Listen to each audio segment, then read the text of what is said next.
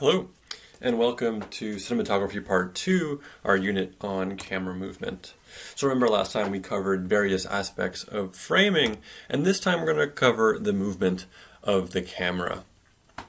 Alright, so let's get into camera movement, and one little aspect of camera movement, which is not literally a camera movement, but I think should be included in a discussion of camera movement, which is a zoom. And what you're looking at here is an image of a zoom from one of my favorites that I've talked about already, The Shining. So what is a zoom? Zoom is magnifying the image by changing focal length during a shot. These two images are zooms. I want you to be able to tell if a shot is a camera movement or a zoom. Remember, of course, that focal length has to do with the lens that is applied. And what's interesting about a zoom is it literally is a changing of the focal length in the middle of a shot in real time. That movement that you see is essentially the changing of the focal length. So there's a deep connection between zoom and focal length. So let's look at this video just to kind of give us an example of how to detect the difference. Notice that the image on the left is a zoom. All that's happening is that the image is amplifying. Think about the zoom as that effect that happens when you take your two fingers on your phone or your iPad or a touchscreen and then you spread them out. What you're doing is zooming. You're not, say, moving through the virtual space of your screen. You're simply augmenting the image. A dolly or a track is literally penetrating the space. And sometimes they look rather similar, but I'm only going to test you on cases that I think are fairly discernible. I won't try to trick anybody, but I do want you to be able to get used to seeing the difference between images like this. How might we use zoom as opposed to camera movement for creative or expressive purposes? Well, I'm going to show you a little bit of the beginning of this film called The Conversation. It's a film from the 1970s, and it's about surveillance technology. In fact, it's about listening surveillance technology. And this is how the film begins.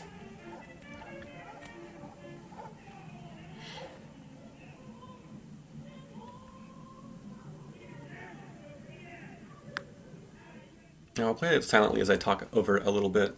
Now what we're getting here is a very, very slow zoom. It might be difficult to tell, but you'll soon realize that this is not a camera, say, on a crane moving forward through space, but it is a zoom that is slowly inching toward, or rather slowly augmenting, our image.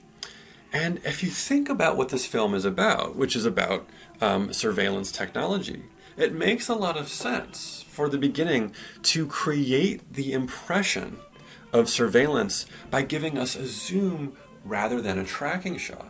Because what a zoom does is in some ways perceptually or visually mimics the technology of seeing something from afar. Remember Rear Window. Jeffries was able to see from afar with telephoto lens lengths, right? It's not as if he was virtually inhabiting the spaces that he was witnessing. He was augmenting their image. And so what we're doing while we're zooming close is creating the impression that we're able to access slowly the space that we're witnessing. We're starting to close in on this clown. But we're able to do so in a way that does not reveal our own position, right? The zoom is analogous in some way to surveillance technology. Let's look at another instance, this time from a film we've already seen. It's from Marie Antoinette. And this is a zoom. It's one of those moments in which Marie, she hears the voiceover narration of a letter from her mother, reminding her of the duties that she has as princess and as queen. And these kinds of images are meant to kind of give us an impression, or at least this one gives us an impression of how dwarfed Marie Antoinette is by her surroundings. And that's both the literal impression, but also the figurative dimension of that is that she is dwarfed by the institution of the French monarchy. That is the pressure that she feels. Even though she's an immensely powerful figure in some sense, she is still kind of nestled within this large, imposing structure that has the burden of history, tradition, and ritual upon it. And one of the reasons I think that we don't track out, but instead we zoom out, is that we don't want to give the impression of moving backward. We want to give the impression of changing the image to reveal the fact that she is just one small piece of the image, right? It's a very subtle distinction, but I think it's important to be able to think about this difference. Now let's talk a little bit about techniques that we can learn to notice and then name. So the Dolly Zoom is a famous technique that you've probably seen, that you probably know about, but you might not know the name for it. It's on display here, both in Poltergeist and in Ratatouille. What a Dolly Zoom is it's a combination of tracking out, that is moving the camera out or zooming in, or conversely, zooming out and tracking in. It's a clever kind of device that really reveals what you can do with a zoom. One of the most famous ones is this one from Jaws. What you usually use the Dolly Zoom for is that oh crap moment when a character suddenly realizes something momentous. And that's exactly what's happening here when he's realizing that a shark is eating someone on the beach in Jaws. It's been done to death, and it's become a bit of a cliche, so it's hard for filmmakers to use this technique without falling into the trap of cliche. But I want us to actually just use this image to remind ourselves how we tell the difference between telephoto and wide-angle lenses, right? What you get here is essentially an instructive difference between telephoto and wide-angle. Notice just how much more space is visible, right? We didn't even see this structure here in this image, right? And also notice the shape of the actor's head. We can kind of see more dimensionality to it. It's almost a little bit embellished, the z-axis of his head shape, right? So telephoto versus wide angle. All right, now let's talk about camera movement. And I want to talk about camera movement in a few different ways. It's the main focus of our lesson this week. The first thing I want to say about camera movement is something that was echoed by one of our textbook writers, David Bordwell, in an essay that he wrote in the 1970s about camera movement and cinematic space. He said camera movement in the cinema is one of the most difficult areas for critical analysis, seen as an alternative to montage or as a stylistic fingerprint or the occasion for reverie. Camera movement has usually been considered too elusive to be analyzable. And that's, I think, a rather interesting claim. I think one reason we can posit that it's difficult for critical analysis is that unlike editing, which we'll talk about next week, camera movement doesn't have these distinct components, these distinct elements, right? It's fluid. It's difficult to kind of break into parts. We have to kind of describe the motion of what's happening in real time, and that's rather difficult for the work of analysis, which is about breaking something down into its discrete parts. In a single shot that has a camera movement, there are no discrete parts. There is one fluid kind of movement. But before we get to this task of analysis, I simply want you to be able to name different types of camera movement. It's really useful when you're doing film analysis so that you can say what the kind of movement is. So a pan is one of those words that people use all the time for any kind of camera movement. People will say, oh, the camera pans up, or it pans diagonally. Actually, the pan is one particular kind of movement. It's a movement in which the camera doesn't get up off its axis of rotation, but simply rotates left or right, analogous to the way our heads will move left and move right without, say, moving around in space. The tilt is like the inverse of a pan. Instead of moving left or right, it's like moving up or down, but it doesn't say move around. It stays on its axis of rotation. It simply looks up and it looks down. That's pan and that's tilt. Now we can use this word tracking or dolly shot anytime the camera gets up off its axis and starts to move around. And you can attach certain adjectives to tracking or dolly. What we have here in Sherlock Jr. is a lateral tracking shot, right? It's not a pan. If it were a pan, it wouldn't be even with respect to the people who are walking screen left. It's a lateral tracking shot. You can say a forward tracking shot for a camera movement that penetrates space, a backward tracking shot for a camera movement that moves backward. You can also sometimes just say, when you're writing, that the camera moves forward. That's fine. I just want to know the difference between, say, a pan and a tilt and a tracking. Crane shot is a useful term for when you want to denote the fact that the camera is high up in space. So this kind of shot from high noon is going to be a good example of a crane shot. And of course, it's used with a crane. These days we have shots that are that go high up in the sky. They don't use cranes, of course. We have drone footage. Sometimes you can say drone shot, you can say crane shot, but I just want you to know that a crane shot usually refers to a shot that goes high up into the air. I also want you to know the difference between handheld and Steadicam or other camera stabilizers. Handheld, how do we know that this movement is handheld? Because it looks shaky, right? And Steadicam is a particular technology that emerged in the late 1970s, and it's kind of used everywhere today. There are other camera stabilizers, but we can just use the word Steadicam for the most part if you want to just convey the fact that a camera is moving in this fluid way and it doesn't seem to be used in a handheld. This is the end of the Scorsese film After Hours, and notice the fluid movement of the camera as it kind of floats around the office. The opening clip we used in this class of Danny and the Shining was in fact a Steadicam. In fact, it was a Steadicam on a wheelchair. We didn't talk about that, but that's actually really important to producing that floating ghostly effect that we saw. Functions of narrative camera movement. Let's talk about now the kind of things that you would do with a camera to tell a story, or the ways you would move a camera in order to tell a story.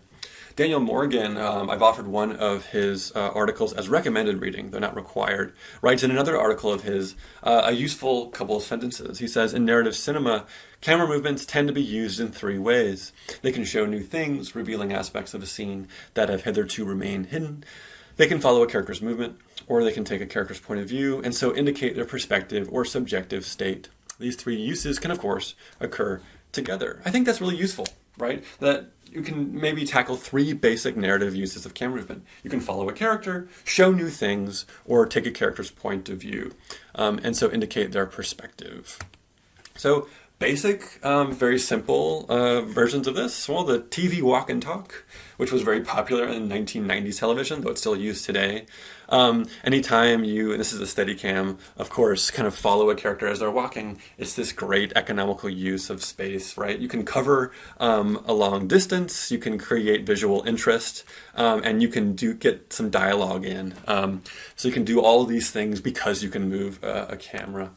Show new things. Remember from Rear Window that the opening of the film is simply the camera revealing thing after thing and kind of telling us the story, the backstory for L.B. Jeffries.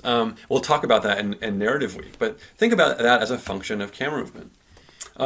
Or take about this moment from our film this week, Letter from an Unknown Woman. What we have here is our protagonist, Lisa, sitting in the swing looking at the window of the apartment of the man that she is starting to fall in love with.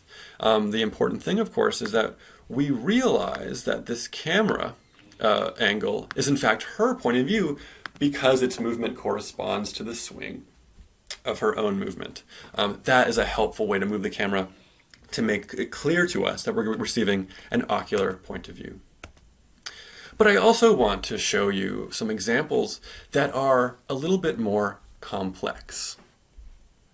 This is an example of a film or a camera movement from a film called Mauvais Sang by Leo Carax. Technically what we have is a moment of following a character, but I want to say that it's not merely so.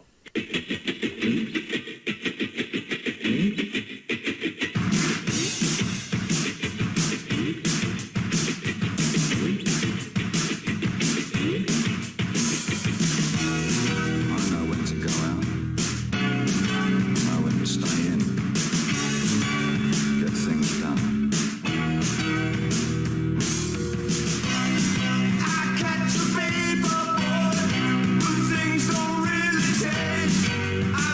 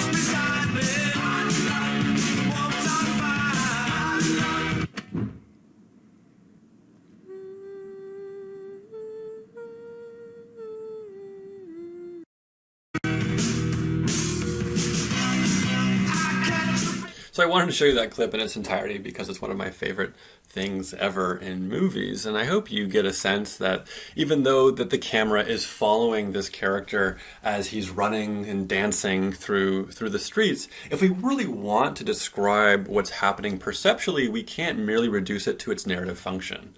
This is very much a spectacle of movement and composition. And we also have to account for the fact that the particular effect achieved by the sequence is attributable partly to the way the camera moves laterally, and also the choice of this shallow background of corrugated stripes that actually amplify the movement of the camera and the character. Kind of like the way in which the movement of the environment when you're on a train or in the passenger seat of a car seems to amplify the movement next to you. So it really gives us a strongly kinetic experience, and that is owed to not merely the function of the camera, but also the perceptual possibilities of moving a camera. Here we have Citizen Kane. And this is a spoiler alert.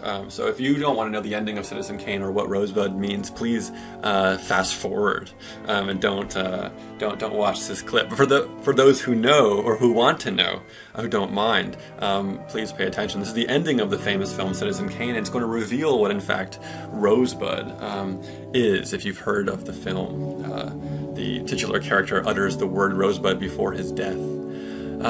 And we reveal what that thing is. Now I want to suggest that this ending of the film is indeed showing us new things, revealing aspects of a scene that have here to remain hidden, but it's also doing something more, right? The camera is gliding over all of the properties that Charles Foster Kane has acquired throughout his life. And just the mere way in which it floats over these things. It's almost as if it's hovering over a world, like a city, right? There is this way in which the collection of goods looks like an entire kind of urban space with these kind of towers of objects. And we just get the sense that there's not just the fact that the camera is going to reveal something new, but in its movement, it's creating its own kind of expressive commentary on Kane's life, that his life has simply amounted to the steady acquiring of goods that have now become this kind of wasteland. And then you'll happen upon one of those objects, which someone throws into the furnace, and the camera is going to track into it and reveal that in fact it is the Rosebud thing, which is a childhood sled that reminds Kane of his early life. That's a way in which the camera is indeed revealing things, but we have to account for it in a more poetic, descriptive way to think about all the things it's actually doing. In a similar way, I said that a camera can take a person's point of view and indicate their perspective. But in the horror film Halloween from 1978, literally that's what the camera is doing. It's taking the perspective of a person. But it's also doing something much more, and something a lot more unorthodox. It takes the perspective of what we will start to realize through our own fear, a dangerous figure. Right? It is, in fact, the viewpoint of a would-be murderer. And we don't know who that is, and that's part of the suspense. And it's become a kind of trope of horror films to use this killer POV, and we'll talk about this in our Horror Week, as a means of giving us information about the murderer without revealing their identity. And if you're interested in this kind of thing, you can see this on YouTube, but we won't go through the whole thing. The last thing I want to do is to just show you a clip from Vertigo to discuss how would we discuss the importance or the significance of using a camera movement where a cut would have been just as useful to convey the same information.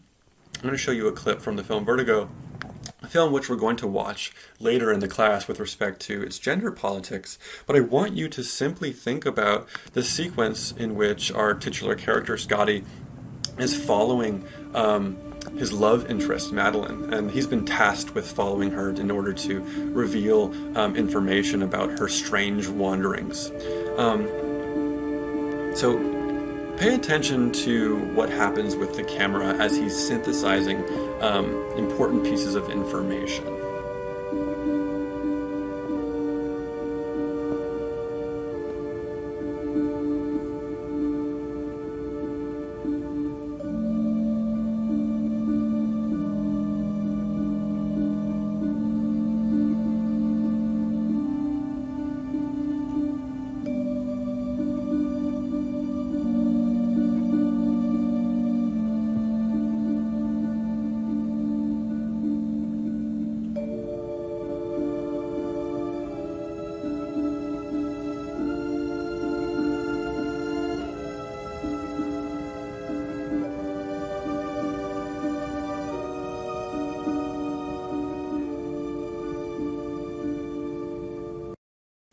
Okay, let's play a little bit of that silently and talk about it for a second. So the question I would pose to you, and I hope it's clear that what's going on, though even though you haven't seen the film, you don't know the narrative context, is that Scotty is piecing together a similarity between Madeline and the woman in the painting, right?